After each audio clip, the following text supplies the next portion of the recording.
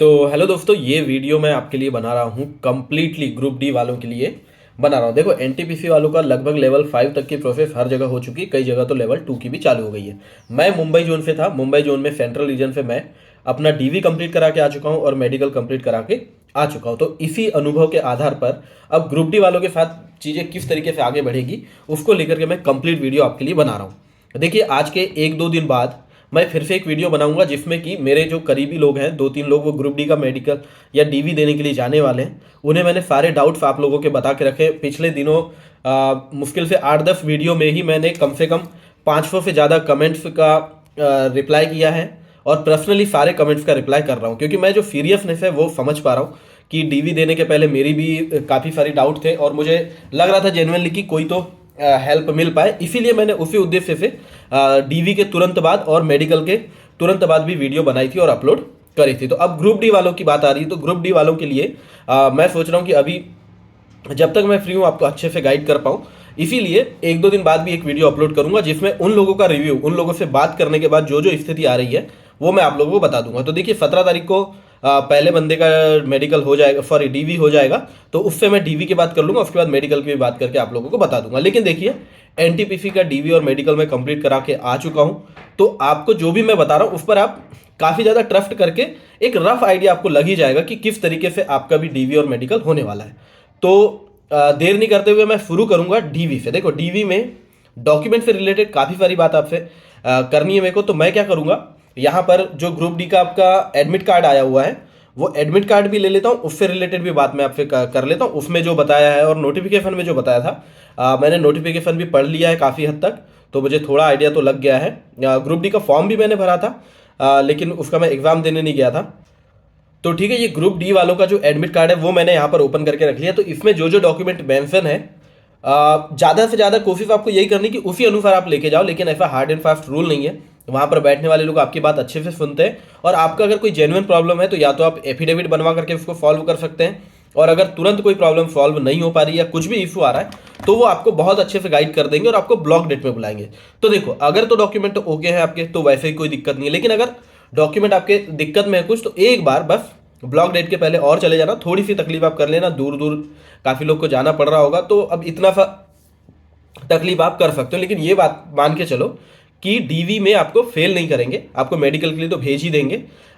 बस आपसे अगर कोई डॉक्यूमेंट मिसिंग है तो एक नोट वो ले लेते हैं कि आप 27 या आपका मतलब जब भी आपका ब्लॉक डेट होगी, अभी ग्रुप डी वालों की ब्लॉक डेट ऐसे रिवील नहीं हुई है, लेकिन आपको पता चल जाएगी ब्लॉक डेट, वो बता देंगे और ब्लॉक डेट तक आप जाकर के अपने डॉक्यूमेंट्स वहां पर जमा करा सकते हो। नहीं करा पाओगे, आपको ऐसा लग रहा है कि अगर आप कोई डॉक्यूमेंट जमा नहीं करा पाओगे तो क्या होने वाला है, तो उसके लिए आप उन्हीं से स्पेशली एक अच्छे से बात कर लेना। हाँ, तो देखिए, मैं डीवी में जो आपको डॉक्यूमेंट लगने वाले हैं वो मैं एकदम डिटेल में आपको बता देता हूँ। सबसे पहली बात जो मैं आपको बताना चाहता हूँ, इसके थोड़ी देर पहले भी मैंने वीडियो रिकॉर्ड किया था और अपलोड भी कर दिया था, लेकिन उसमें एक गलती मेरे से हो गई थी, इसलिए मैं इसको मतलब उस वीडियो को मैं ही ये पार्ट को एडिट करके डाल रहा हूँ और उसको मैंने अभी हटा दिया है। देखो, उसमें मैंने डिग्री के बारे में बात करी थी, लेकिन आपको ये बात ध्यान रखना है कि आपका ये 10th लेवल का एग्ज़ाम है। 10th लेवल का एग्ज़ाम है तो आपको 10th तक का डॉक्यूमेंट, या कोई ने अगर आईटीआई के बेस पे अप्लाई किया है तो उसको आईटीआई के बेस पर करना है। तो आईटीआई जो है, आईटीआई वालों को जो डिप्लोमा है उनका वो लेकर के जाना ही है। अगर मान लो डिप्लोमा उनके पास किसी वजह से नहीं है तो आप किसी भी तरीके से उसको लाइए या प्रोविजनल डिप्लोमा बनवाइए, कुछ भी करवाइए और इसको आप ओके करिए प्रॉब्लम को। यानी आपको प्रोविजनल डिप्लोमा या कुछ भी करिए पर आपके पास डिप्लोमा होना चाहिए। और अगर मान लो आपका जो रिजल्ट है, आईटीआई का रिजल्ट आपके एप्लीकेशन के पहले आ गया था लेकिन मार्कशीट बाद में आई हो या फिर आपको डिप्लोमा बाद में मिला हो, तो आप उसी इंस्टीट्यूट में जाकर के जहाँ पर आपने आईटीआई किया था वहाँ पर जा करके आप उनसे एक रिटर्न में लिखवाइए कि आपका रिजल्ट किस तारीख को आ गया था और आपका डिप्लोमा उसी दिन कंप्लीट हो गया था, मार्कशीट बाद में आई और डिप्लोमा बाद में आया। ये आपको मेंशन करवा के सील साइन के साथ इंस्टीट्यूट की प्रिंसिपल जो भी हो उनके सिग्नेचर के साथ आपको वो लेकर के वहाँ पर जाना है। ठीक है, अब देखिए, मैं कॉल लेटर में जो आपको मेंशन किए हुए हैं वो डॉक्यूमेंट क्या क्या चाहिए वो बता देता हूँ। सबसे पहले तो 10th की मार्कशीट चाहिए। अगर 10th की मार्कशीट में आपके किसी भी तरीके से, आगे मैंने आपको वीडियो में बताया है कि कोई भी अगर एरर है तो क्या क्या एरर है वो आपको बताया है। अगर वैसी कोई एरर है तो एफिडेविट बनवा लो। आप नोटरी वाले को एक बार पूछ लेना कि बहुत सारे एरर है तो एक ही अपने एफिडेविट में सारे मेंशन कर सकते हैं क्या। मुझे लगता है कि कर सकते हैं। थोड़ा सा 100 रुपये का बना लेना, अगर ज़्यादा एरर है वो वगैरह। बाकी मैंने 100 का बनाया था, मेरे साथ जितने लोग थे सभी ने 100 का बनाया था, लेकिन मुझे लगता है कि 50 भी उतना ही वैलिड होना चाहिए। तो 10th की मार्कशीट आपके पास होनी चाहिए, जिसमें पेरेंट्स के नाम, आपका नाम, पिता का नाम, passing year, date of birth और मार्क्स, परसेंटेज, सारी चीज़ें सेम होनी चाहिए। एड्रेस और स्कूल के नाम से बहुत ज़्यादा फर्क नहीं पड़ेगा, क्योंकि आपने फॉर्म भरते समय अगर स्कूल का नाम मेंशन किया है तो मार्कशीट में वो सब मैच होना चाहिए। तो देखो टोटल चीज़ मैच किससे होती है, आपकी कोई चीज़ सही है या गलत है वो डिसाइड कैसे होता है, वो डिसाइड होता है आपने जो एप्लीकेशन फॉर्म 2019 में जो अप्लाई किया था उस समय आपने जो डिटेल डाली थी वही डिटेल को आपके डॉक्यूमेंट से मैच किया जाएगा। अगर कहीं पर मानवीय या भूल हुई है आपसे, या टाइपिंग करने में गलती हुई है, आपने कुछ गलत कर दिया है, तो देखो जिसके पास एप्लीकेशन फॉर्म है वो तो अभी समझ जाएगा कि उसने क्या गलत किया है डॉक्यूमेंट से मिला के। जिसके पास नहीं है उसको वहाँ पहुँचने के बाद ही पता चलेगा कि उससे क्या गलती हुई है। तो जिसको बाद में गलती पता चलेगी वो वहीं पर जहाँ आपका डीवी ऑफिस है उसके बाहर ही जाकर के नोटरी से अपने एफिडेविट बनवा लेना। जो अगर अभी पहले से गलती आइडेंटिफाई कर पा रहा है तो वह अभी से अपना एफिडेविट बनवा के जाना। अब कमेंट में आप एक एक केस के लिए मत पूछना मुझे कि इसके लिए एफिडेविट बनाऊं क्या, उसके लिए एफिडेविट बनाऊं क्या। भाई आप प्रॉब्लम अपने दिमाग से लॉजिक लगा करके आप करिए डिसाइड, या फिर मेरे जो ओल्ड वीडियोस है उसमें हर कमेंट पे मैंने पर्सनली रिप्लाई किया है, तो आप वहां पर भी पढ़ सकते हैं कि आपको उस केस में लगभग सारे केस कवर हो गए, तो उस केस में आपको बनाने की जरूरत है क्या। तो ये बात होगी 10th की मार्कशीट की। इसके बाद देखो आपका जो डीवी का एडमिट कार्ड आएगा ना उसमें एन नंबर पे एक नोट लिखा हुआ है, उसमें लिखा है any other document mentioned by the candidate in CBT application form. तो देखो ये उतना ज़्यादा जरूरी नहीं है। अगर मान लो आपको ऐसा लग रहा है ना कि आपकी डिग्री में कोई प्रॉब्लम है या आपकी 12वीं में की मार्कशीट में कोई प्रॉब्लम है जो आप बिना एफिडेविट के ठीक नहीं कर पा रहे हो, या आपके पास किसी वजह से मार्कशीट है ही नहीं 12वीं की, तो परेशान होने की जरूरत नहीं है, क्योंकि ये सब जो आपकी एलिजिबिलिटी इसमें ये एडिशनली ऐड होती है। तो आप इसको बाद में ऐड करवाने जाए तो थोड़ी सी तकलीफ जाती है, लेकिन बाद में भी करवा सकते हो। लेकिन अगर आपको ऐसा लग रहा है कि कुछ बड़ी प्रॉब्लम है आपकी 12वीं की मार्कशीट में या डिग्रीज वगैरह में, तो उसका उतना लोड नहीं लेना। आपका 10th तक का सॉलिड होना चाहिए जिससे कि आपकी एलिजिबिलिटी प्रूव हो जाए। उसके बाद के डॉक्यूमेंट्स में अगर कोई दिक्कत है तो जनरली बहुत आसानी से काम हो जाएगा। किसी वजह से काम नहीं भी हो पाया तो टेंशन की बात नहीं, आप तो इसके लिए एलिजिबल हुई तो आप प्रोसेस में आगे बिल्कुल बढ़ सकते हो। दूसरी जो चीज़ है, कुछ लोगों का आया है कि आधार कार्ड में उनके पिताजी का नाम उनके 10th की मार्कशीट में जो पिताजी का नाम है उससे अलग है, तो क्या करें। देखो अब आधार कार्ड आप इतनी जल्दी सुधरवा पाओ या पता चले पापा का नाम उनके अदर डॉक्यूमेंट्स में अलग है तो आप नहीं सुधर पाओ, तो मेरी बात सुनो क्या करना है आपको। आपको क्या करना है, आधार कार्ड में दिक्कत है तो आप आधार कार्ड को एक काम करो, थोड़ी देर के लिए साइड में रखो।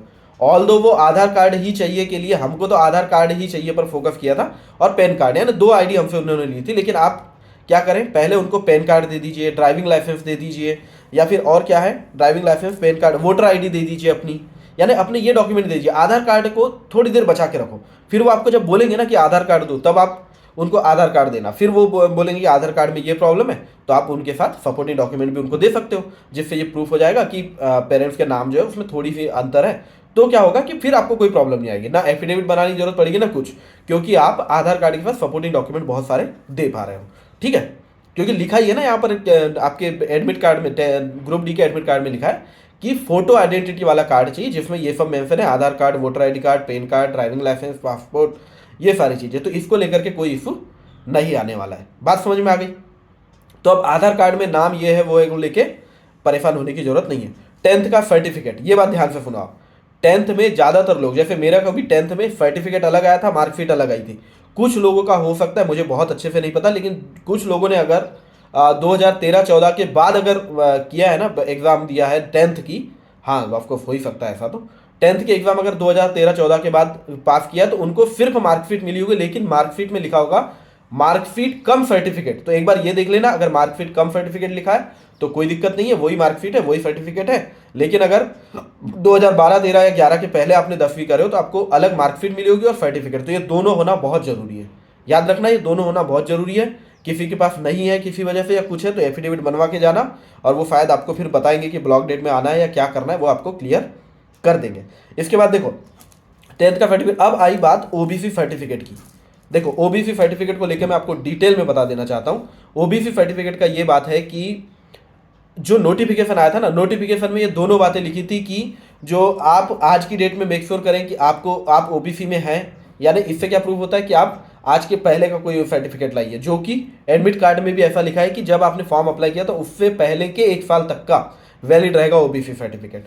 SC/ST सर्टिफिकेट में लेके कोई इशू नहीं है, EWS को लेके भी कोई परेशानी की बात यहाँ पर नहीं है। ठीक है, बाकी EWS वाला मैं तुरंत पढ़ के भी आपको बता देता हूँ। EWS वाले में लिखा है कि economy weaker section candidate if opted in the application should produce income certificate in the prescribed format economically EWF issued by competent authority. हाँ, मतलब आपको इनकम एंड एसेट सर्टिफिकेट जो EWF का होता है वो लेकर के जाना है। और SC/ST OBC वालों का तो SC/ST में कोई डेट का नहीं है, कितना भी पुराना आपका सर्टिफिकेट है वो चलेगा। फॉर्मेट आप चेक कर लेना कि सेंट्रल फॉर्मेट में होना चाहिए या यहाँ पर जो फॉर्म में दिया उस हिसाब से होना चाहिए। नहीं भी है तो बहुत परेशान होने की जरूरत नहीं है, सील फाइन अगर अच्छी है तो कोई दिक्कत नहीं होनी चाहिए। अगर इन केस कुछ दिक्कत है भी तो आपको बता दिया जाएगा, बाद में उसको करेक्ट कर सकते हो, बहुत दिक्कत की बात नहीं है। लेकिन OBC वालों को याद रखना है कि 1 साल पहले का। लेकिन आप जिनके पास 1 साल पहले का OBC सर्टिफिकेट नहीं है उनको क्या करना है, आप लेटेस्ट वाला लेके जाओ। आपके पास जितने OBC सर्टिफिकेट है सारे लेके जाओ। स्टेट का बना हुआ भले कभी भी बनाए, स्टेट का बना हुआ भी वो भी लेकर के जाओ और वहाँ पर आप सारे डॉक्यूमेंट दिखाओ। उसके आधार पर वो आपको बताएंगे कि आपको क्या करना है। कोई ऐसी चीज़ घर में मत छोड़ना जो किसी प्रॉपर डॉक्यूमेंट है और आप उसको लेकर के नहीं गए।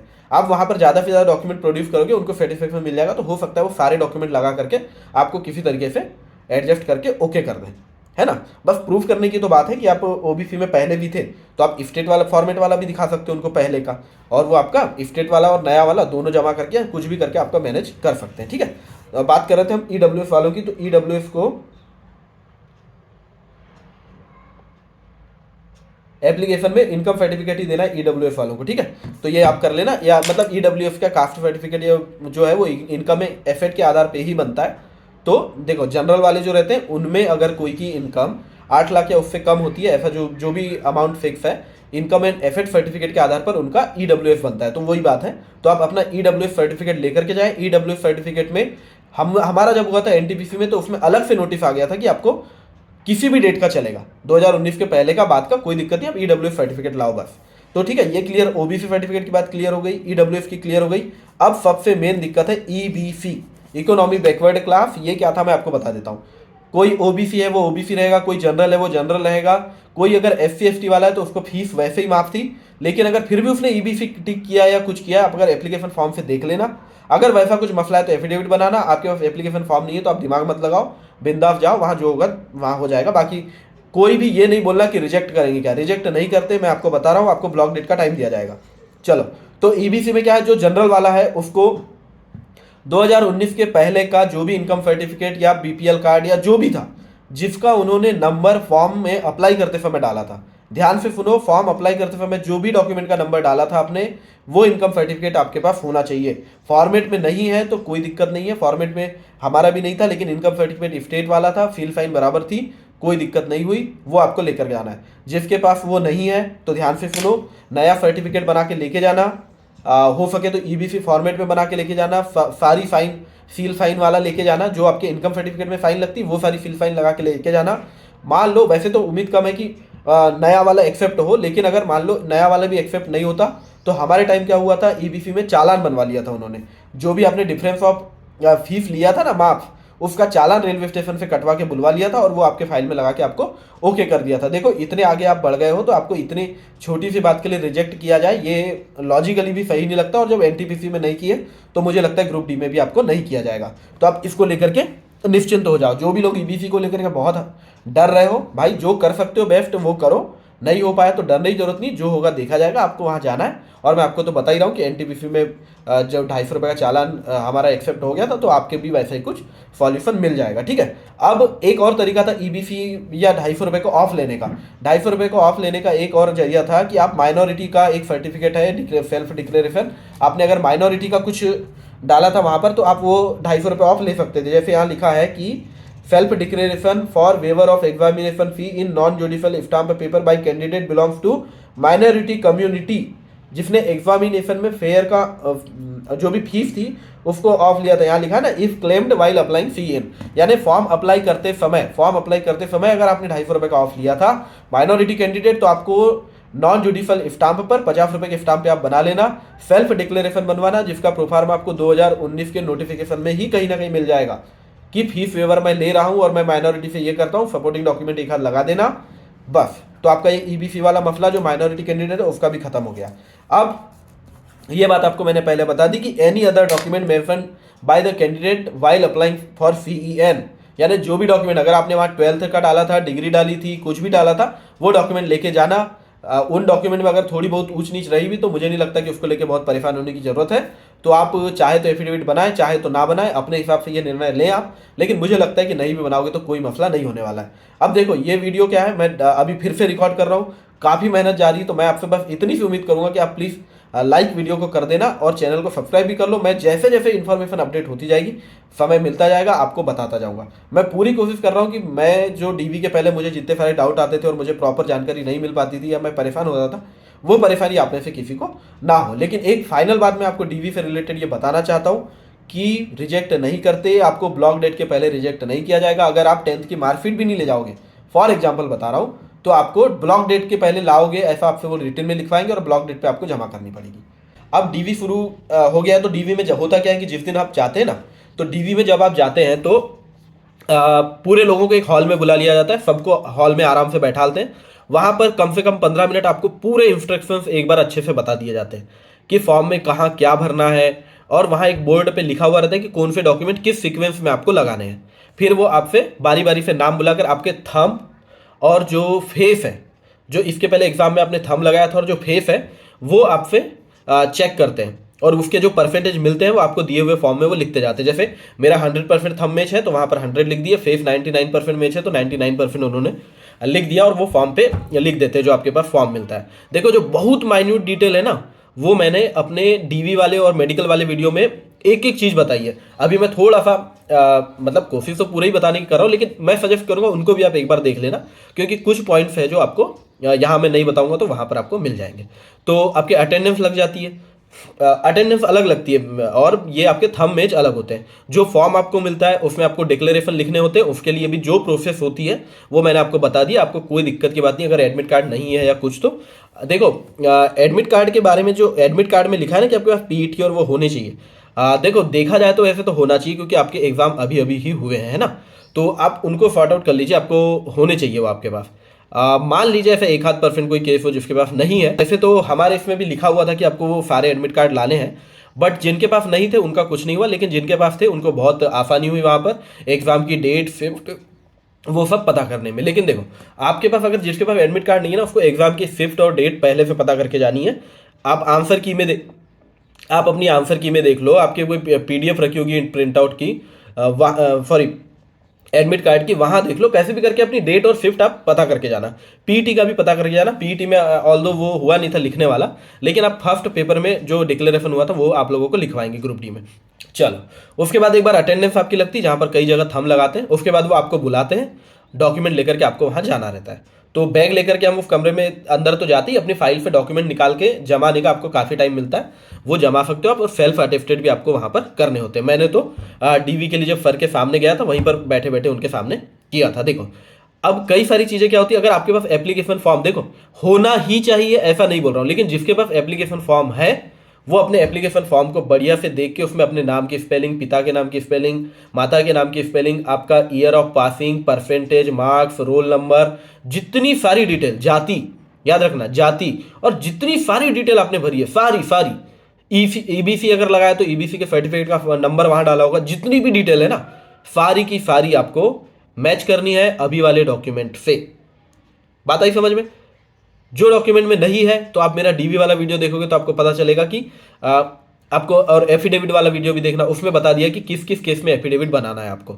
तो ये सब चीज़ों में, और हर जगह अपने लॉजिक का भी आप इस्तेमाल करना कि एफिडेविट क्या होता है। एफिडेविट ये होता है कि आप अपनी ही बात की गारंटी लेते हैं कि भाई ये मिस्टेक मैंने करी थी कि अपने नाम की स्पेलिंग मैंने फॉर्म भरते समय गलत लिख दी थी, ओरिजिनल नाम ये है, इसका आप एफिडेविट बना सकते हो। पिता के नाम का, माता के नाम का, रोल नंबर की जगह आपने अगर रजिस्ट्रेशन नंबर लिख दिया तो वो डाल सकते हो, रजिस्ट्रेशन में रोल नंबर ऐसा कुछ डाले हो तो लिख सकते हो, पासिंग ईयर गलत डाले हो तो आप लिख सकते हो, अपनी कास्ट गलत लिख दी है तो लिख सकते हो, कैटेगरी अगर गलत लिखी है तो कुछ नहीं हो सकता, कैटेगरी आप नहीं बदल सकते, फॉर्म भरते समय आपने जो कैटेगरी डाली आपकी वही रहेगी। और ओबीसी अलग चीज है, ईबीसी अलग चीज है। ईबीसी का फायदा किसको मिला था? जनरल और ओबीसी के कोई कैंडिडेट जिनको ऐसा लग रहा है कि या जिनके पास सर्टिफिकेट है कि उनकी आय 50,000 से कम है, तो उन्होंने वहां पर डॉक्यूमेंट का नंबर डाला था, किसी ने राशन कार्ड का डाला होगा, किसी ने अपने आय प्रमाण पत्र का डाला होगा, तो वो नंबर डालने से आपके 250 रुपये ऑफ हुए थे। तो आपने जो भी नंबर वहां डाला था आपके पास वो डॉक्यूमेंट होना चाहिए। ध्यान से सुने, आपने जो फॉर्म में डाला था, फॉर्म भरते समय डाला था, वही डॉक्यूमेंट आपके पास होना चाहिए। अगर नहीं है तो आप नया वाला बनवाएं, तहसीलदार के फाइन उसमें चल जा रहे हैं, वैसे तो हर जगह चल जा रहे हैं। कोशिश करना कि आपको बढ़िया मिले। मुझे तो ऐसा लगता है कि कोई डॉक्यूमेंट, सरकारी डॉक्यूमेंट ऐसा बनेगा ही क्यों जो कि वैलिड कहीं ना हो, वो बनता है। तो आप अपनी आय प्रमाण पत्र, ईबीसी सब बनाने की कोशिश करना। नए डॉक्यूमेंट सारे रखो, लेकिन उसमें बेसिकली ऐसा लिखा हुआ है कि फॉर्म भरने के पहले का आपको यानी कि फॉर्म में जो अपना नंबर डाला था वही ईबीसी सर्टिफिकेट चाहिए। तो आपको रेलवे फॉर्मेट के ईबीसी में बनाए ऐसा जरूरी नहीं है, लेकिन अगर नया बनवा रहे हो तो ईबीसी फॉर्मेट में बना लेना।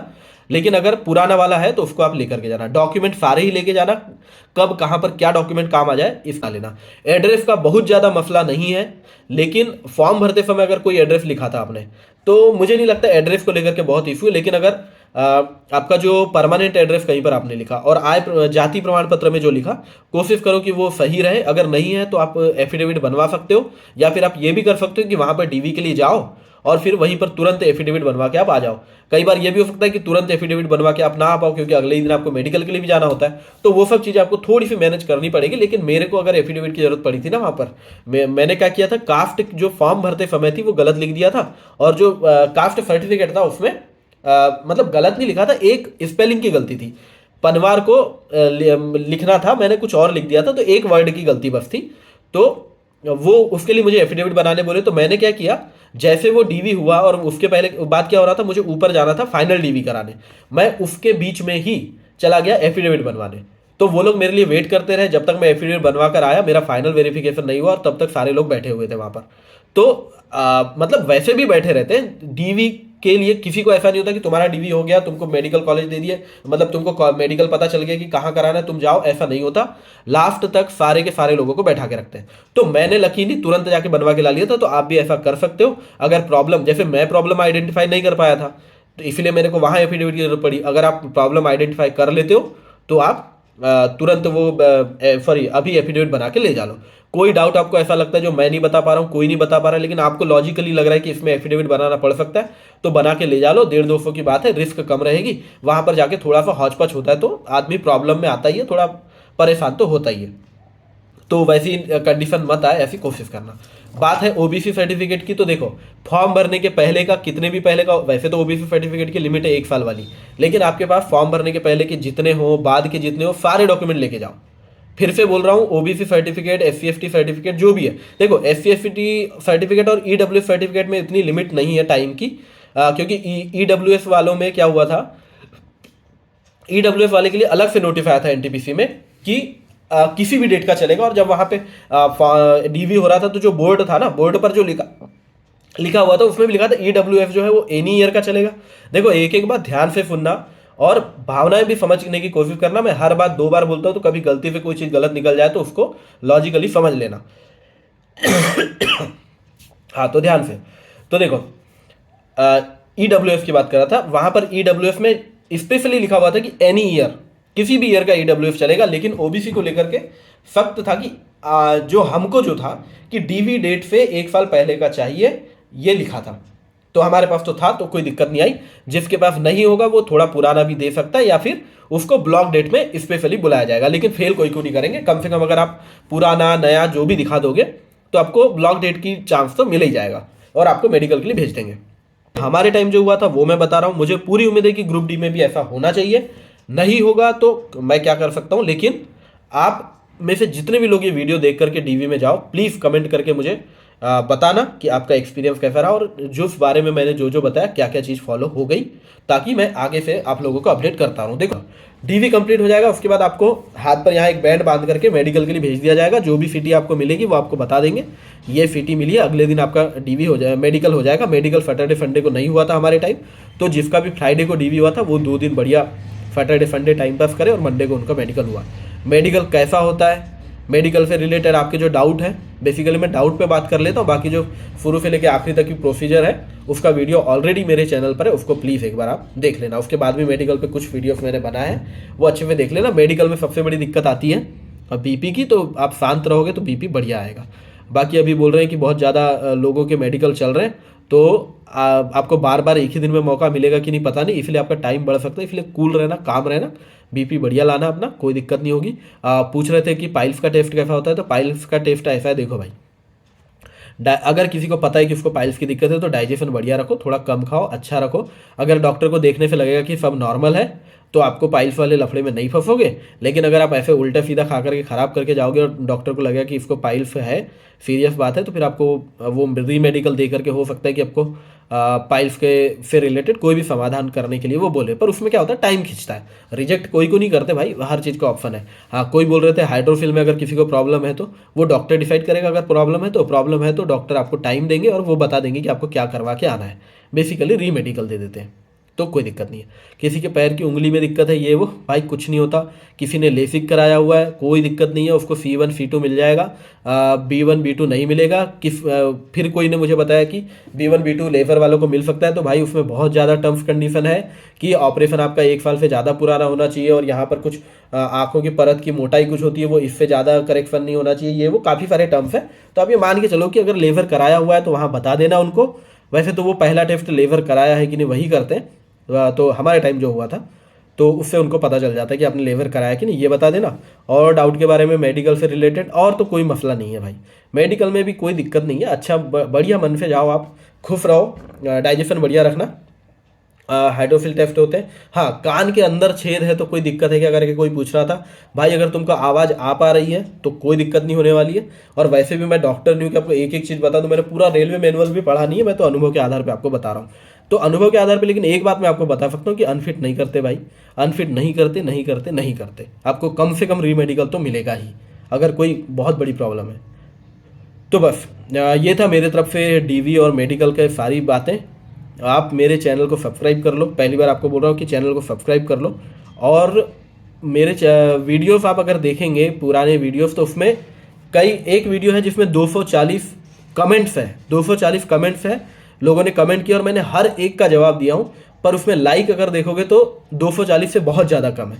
तो ऐसा क्यों है वो मुझे नहीं समझ आ रहा है। वैसे तो मैंने शुरुआत तो सिर्फ हेल्प करने के लिए किया था, लेकिन जब इतना काम कर रहा हो तो मुझे लगता है कि आप अगर लाइक करेंगे तो ज़्यादा लोगों की मदद हो पाएगी।